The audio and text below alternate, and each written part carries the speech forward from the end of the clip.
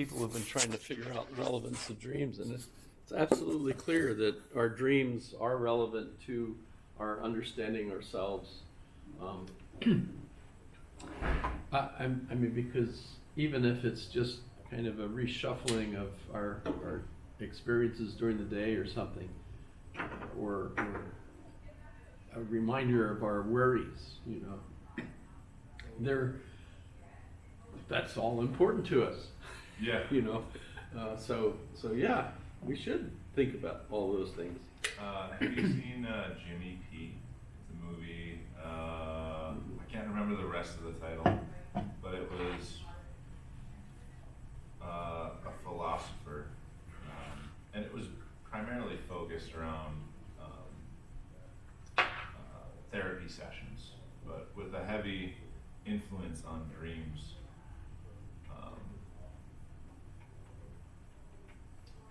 The Psychotherapy of a Plains Indian. My favorite movie about therapy is What About Bob? Oh, sure. Baby steps. Bill Murray is just one of my favorite. And of course, Groundhog Day. I love trying to speculate how many iterations of that day does the movie suggest Sure. has actually occurred. Thousands, probably. Yeah. You know, because he gets to hate it. Yeah. It's just, but there's nothing he could do. Even if he kills himself, he still comes back the next morning with the alarm going off. Yeah. And he finally gets it and ends up with a new day once he kind of. So that I like that one. The thing about memory, a lot of people feel like, you know, in REM sleep we have lots of our daily experiences rejected, you know, thrown out, erased, and I like the folks that say that we remember everything. It's just not necessarily, you know, in RAM or, you know, whatever you want to call it. You know, I won't pull it up unless there's a stimulus that reminds me of it. Yeah.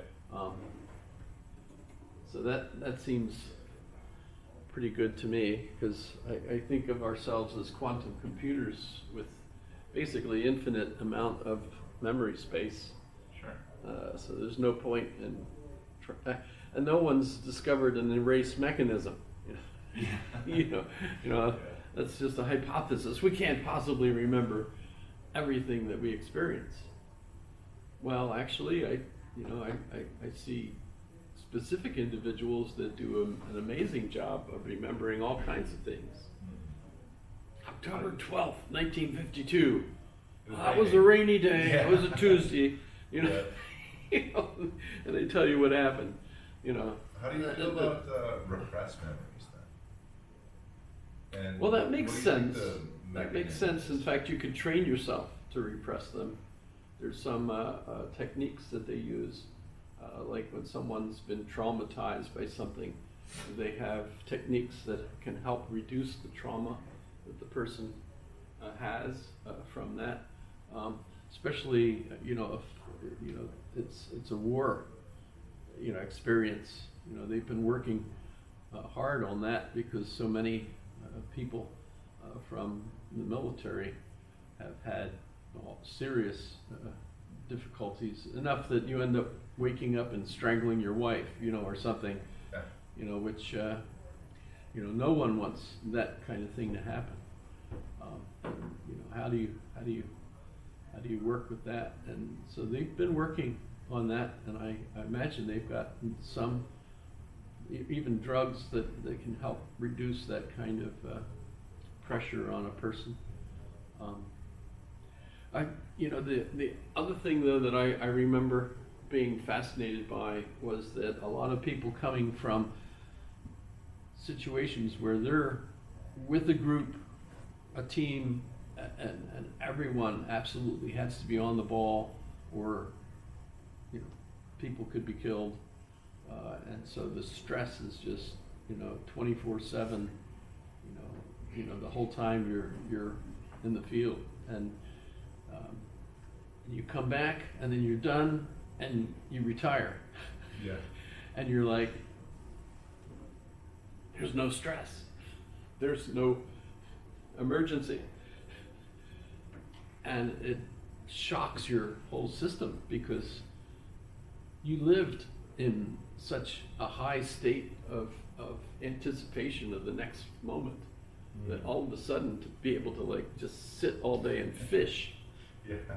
is just I can't remember. you can't handle it almost. And so I like the idea that part of the problem, and this is where philosophy can come in and help, Sure. is that by studying the idea of the importance of meaning in our lives, we can replace the meaningfulness of that kind of experience with another kind of meaning that gives us something to focus on Sure. and to be concerned about, and even to be, almost as stressed as we were before, which really is something that we're made to do. Yeah. To be excellent, actually, you have to do that. That's why really an awful lot of college is set up to be just the opposite of what I'm doing. Yeah. I'm trying to be popular. People, I want people to like me, your grade is based on the number of words you Yeah. send me. Please send me more words. I don't even care what language they're in, or if they're grammatically correct. I mean, who's the judge of that? I can't remember where I saw it, if it was in a movie or a documentary, but they were talking about PTSD and the increased rates in more modern soldiers, for lack of a better word, service members is what I was because in the World War II era and before, you would all jump on a ship and spend multiple weeks together before coming home to have this sort of decompression.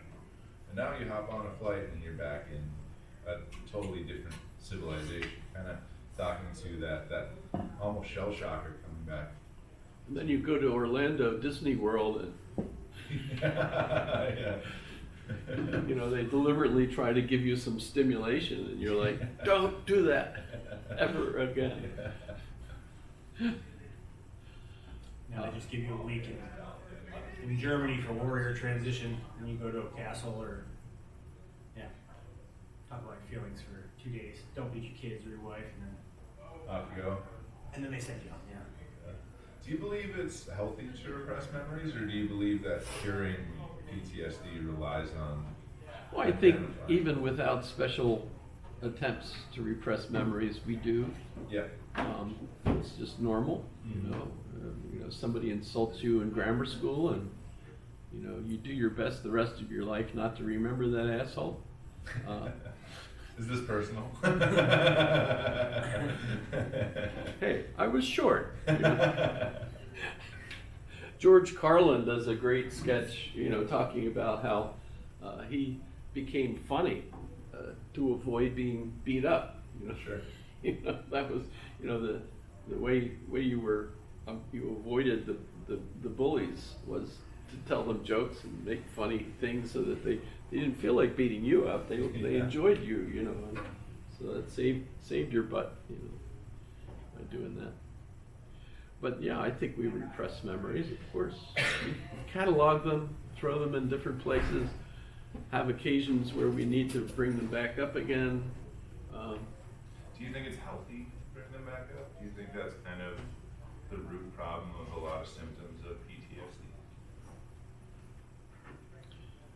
I think the stress on PTSD is that they're triggered so easily,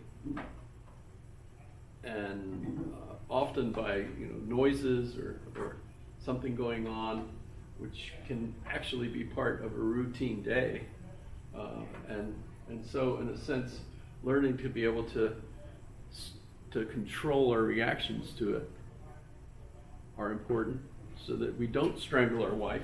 Yeah. You know, because after the second, third, wife, you know, It's kind of pricey. Jesus. yeah, and Hard plus, to- all the relatives Hide are. those bodies. you know. I apologize. That was in poor taste. Unless you liked it, Trigger warning. Because it was okay. Trigger warning, sorry. That's the problem with jokes. They're only in poor taste to the people that didn't like it. Make jokes great again.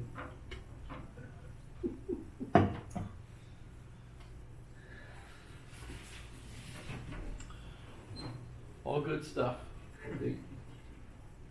Not my field, of course, but actually, if you study philosophy, everything is your field. It's just you're not going to be very good at everything. Fishing, not very good at fishing. Took me 8 years to catch a salmon. 8 years? I think so. It was, very annoying. I was doing everything everybody else all along the row was doing, and nothing. I don't know. Did you have a hook? That Hook? helps. Yeah, hook on, hook on the end of your line. No, Awesome. that's complex here, and you're doing sport fishing in Alaska because you've got specific rules to every dang 3 square feet of creek space, Flossing's an art. and the fish are, they're checking. So you know what he's doing? Plus, a lot of the time you don't really want to catch the fish and bring it home. You just want to make it late for something.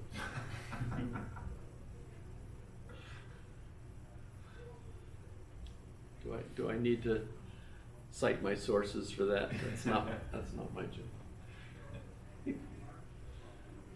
Oh well. Too much fun. I noticed, and I'm going to start now, that last class, when I drove home, I was thinking, and I realized I never finished the story. I told you he headed to Rhode Island, spent about 2 years there developing a farm so that he could feed his college. But it was after 2 years that he realized the king either forgot about him or just decided, nah, and never sent him money, which he was supposed to get in order to actually begin the college. So he gave up and he returned back to England and then to Ireland, where he became a bishop and spent the rest of his career as a bishop in Ireland, trying to take care of his parishes and writing books to try to help the people that were there. He came up with a book about using quinine to cure various types of illnesses, and there was, of course, the Irish famine. He's trying to help the people that are basically being starved to death on purpose, actually, because they felt there were too many Irish, stuff of that sort. But in any case, he was trying to figure out scientific ways of helping his flock besides being a bishop.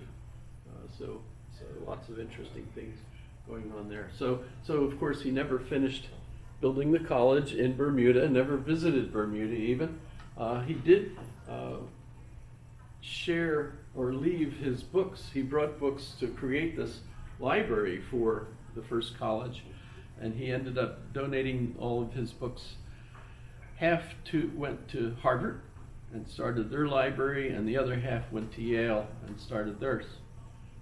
So, and since he was the first academic that was trying to create a university college in the New World, that's why he's honored in lots of places. And there's Berkeley Square, and there's Berkeley University, and there's more than one Berkeley College actually. So not just the one in California. Always puzzled me why there was a Livermore Lawrence Berkeley Labs, and I was thinking, how is that related to Berkeley, the bishop? And they're not related. It just so happens that the one who started the labs was also named Barclay. I don't know what the connection is, but everyone corrects my pronunciation of Berkeley. It's Berkeley if you're talking about the university, and not Barclay. And some people make the mistake of pronouncing Berkeley, because of that. And just so you know, that's kind of an interesting thing. And essay is Percipi, or essay est Percipi. That's his special little quote for cocktail parties. So if you're trying to hit it off with, intelligent folks that are familiar, that's the deal. So that's Barclay, and I'd like to move on to David Hume today, and that's why did that happen? Let's go back and say we'll do that this way, and then we'll go here. So David Hume, 1711, dies in 1776. No one has trouble remembering the year that he dies, because 1776 was such a great year for Pinot Noir. Okay, that could be funny. No, I'm not actually suggesting Pinot Noir was even around then. I don't know. I never looked that up. But 1776, other things happened that year that were kind of significant. Really good music was written that year, and so on. But David Hume, kind of the favorite of a lot of people, especially feminists. And that's interesting, because they're wrong, actually. Feminists like him because one of his arguments is that our arguments are essentially, we could build our rational arguments, but our arguments are built on our passions. The basis for our arguments are what he calls our passions. And the passions you don't get from reason. The passions come from your community, how you're raised, what your parents teach you to think of as important. Today we would say the narrative you believe, right, establishes your values, and then your values are your passions, right? So you start off with passions. And for some reason, feminists, especially after what we call the socially constructed reality became a good thesis, and for good reason, made the mistake of thinking at the same time that women were more passionate and men were more rational, which, by the way, that's completely passé today.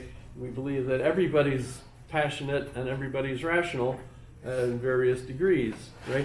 In fact, without passion, you're dead, basically, because it comes from the part of the brain that basically keeps you alive, and that's where your passion, all your emotions really are. So it's not right to say that men are different than women, and that women are more passionate or emotional is another expression. Women tend to be emotional. There might be different reasons for that. If we look at a contemporary I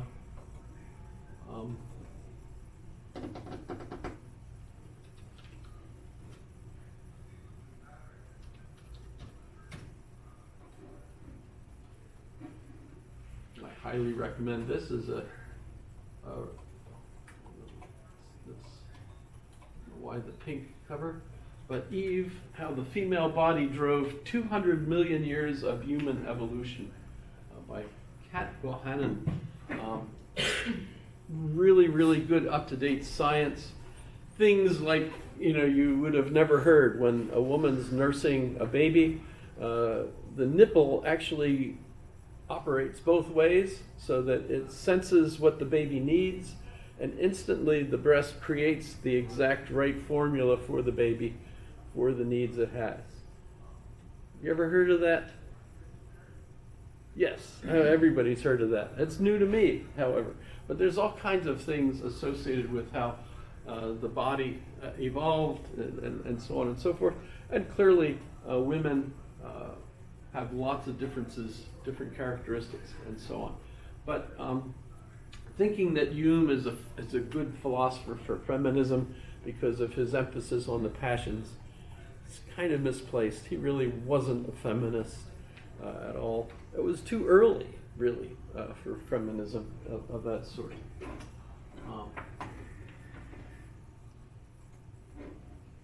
So, around 18 years old, he made an amazing discovery, as far as he understood it, and decided that he was going to write a book that would totally change philosophy based on his discovery, and he would become a world famous philosopher.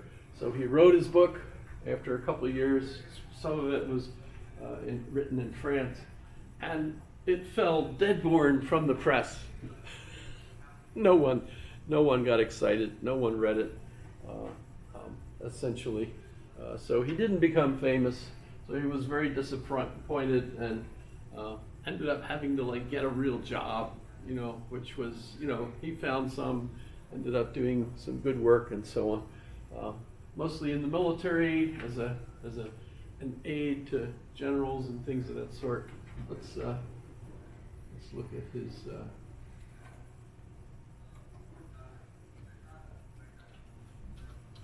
Wikipedia page.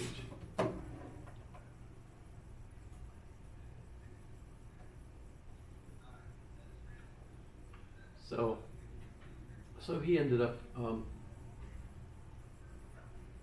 and he rewrote his book several times, and it got better when he cut it. He edited it, and it became a little bit better. But the one who especially read it and then made David Hume famous as a philosopher was Immanuel Kant. Immanuel Kant read his book, and it woke Immanuel Kant from his rationalistic slumbers. That's an actual quote from Kant writing. In fact, he refers to it as my Wolffian slumbers, because Wolff was the rationalist that he followed at the time, and Wolff was a follower of Leibniz, so it's really Leibniz's philosophy. It's kind of interesting, not very many people still think about Christian Wolff, as a philosopher. Of course, he was important in his day. And really, it's because the philosophers that have something significantly different are the ones that become famous, not the ones that can't, basically transmit, the stuff that everybody knows. So Kant is really the one that draws people's minds to David Hume, because he realizes David Hume's discovery was significant, and it was going to transform the way we had to do metaphysics.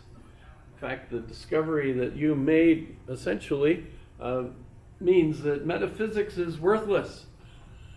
I jokingly said, and it's a joke, but it's also serious, that David Hume is the person people have in mind, even if they don't know him, when they say that philosophy is a total waste of time. Why are you going to take philosophy? It's just a bunch of people talking about a whole bunch of things, none of which is relevant to life, etc., etc. That's all false, I think. But at the same time, when you get to this period, it demonstrates really that all of the previous philosophers were creating fictions. All these metaphysical theories essentially cannot be demonstrated. You can't take them into the laboratory